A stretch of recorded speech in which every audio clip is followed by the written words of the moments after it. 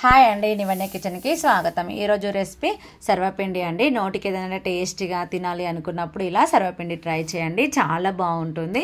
ఇలా నేనైతే 2 సర్వపిండి అచ్చులు పెట్టుకున్నానండి. అయితే ఎలా పెట్టుకోవాలి, అందులో ఏమేమి వేసుకోవాలి అనేది వీడియో క్లిప్లో చూపిస్తాను, వచ్చేసేయండి. అయితే సర్వపిండి అయితే ఎంత బాగుంటుందంటే ఇక మాటల్లో చెప్పలేమండి. ఒకసారి తింటే అస్సలు వదలరు. అందుకోసం ముందుగా ఇక్కడ నేను కప్పున్నర వరకు బియ్యపిండి తీసుకున్నానండి. అందులో ఒకటి పెద్ద సైజు ఆనియన్ తరిగి వేసుకున్నాను, తర్వాత క్యారెట్, తర్వాత పల్లీలు ఫ్రై చేసి వేసుకోనండి. తర్వాత కరివేపాకు, కొత్తిమీర, కొంచెం జీలకర్ర, 1 టేబుల్ స్పూన్ వరకు జీలకర్ర, 2-3 టేబుల్ స్పూన్ల నువ్వులు, శనగపప్పు 2-3 టేబుల్ స్పూన్లు అండి. ఎంత వేసుకుంటే అంత బాగుంటుంది, ఎక్కువైంది అనేది ఏం లేదండి.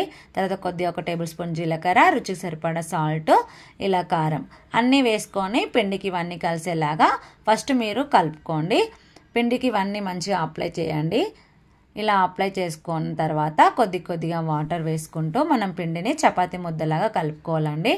అలా అని బాగా లూజ్గా కలుపుకోవద్దు, అలా అని బాగా గట్టిగా కలుపుకోవద్దండి. వీడియో క్లిప్లో చూపిస్తున్నట్టుగా కొద్దిగా వాటర్ వేసుకుంటూ పిండిని కలుపుకోండి.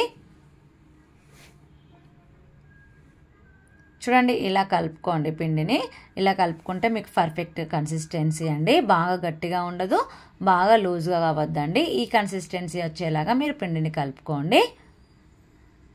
పిండిని కలుపుకున్నాక పక్కకు పెట్టాల్సిన అవసరం లేదు, నానబెట్టాల్సిన అవసరం లేదండి. డైరెక్ట్గా మనం పెట్టుకోవచ్చు. ఈ పిండి కలుపుకున్న బౌల్ని కాసేపు పక్కన పెట్టుకొని అదే ప్లేస్లో నేను ఇంకొక ప్యాన్ తీసుకున్నానండి. ప్యాన్లో 2 టేబుల్ స్పూన్ల ఆయిల్ వేసి ప్యాన్కి మొత్తం ఆయిల్ అప్లై చేశాను. తర్వాత అందులో నుండి కొద్ది సైజు ముద్దను తీసుకొని ఇలా చూపిస్తున్నట్టుగా మీరు ఒత్తుకోండి ఈ ప్యాన్కి. ఎప్పుడైనా సర్వపిండి పెట్టాలనుకున్నప్పుడు ఇక్కడ వెడల్పు లాంటి ప్యానే తీసుకోండి. పైకి ఉన్న ప్యాన్ అయితే సరిగా కుక్ అవ్వదండి. ఇలా ఫ్లాట్గా ఉండేదైతే చాలా బాగుంటుంది. తర్వాత ఇలా హోల్స్ పెట్టుకోండి. హోల్స్ పెట్టుకోవడం అయితే అస్సలు స్కిప్ చేయొద్దండి. హోల్స్ పెట్టుకొని అందులో కొద్దిగా హోల్స్లలో ఆయిల్ వేసుకోండి. ఇలా ఆయిల్ వేసుకోవడం వల్ల మనం కుక్ చేసేటప్పుడు ఈవెన్గా కుక్ అవుతుందండి. ఒకసారి చూడండి, మీకు చూపిస్తాను. చూడండి, ఆయిల్ అనేది ఇలా ఫామ్ అయిపోయి మంచిగా పర్ఫెక్ట్గా కుక్ అవుతుంది. ఇలా ఖచ్చితంగా హోల్స్ పెట్టుకోండి.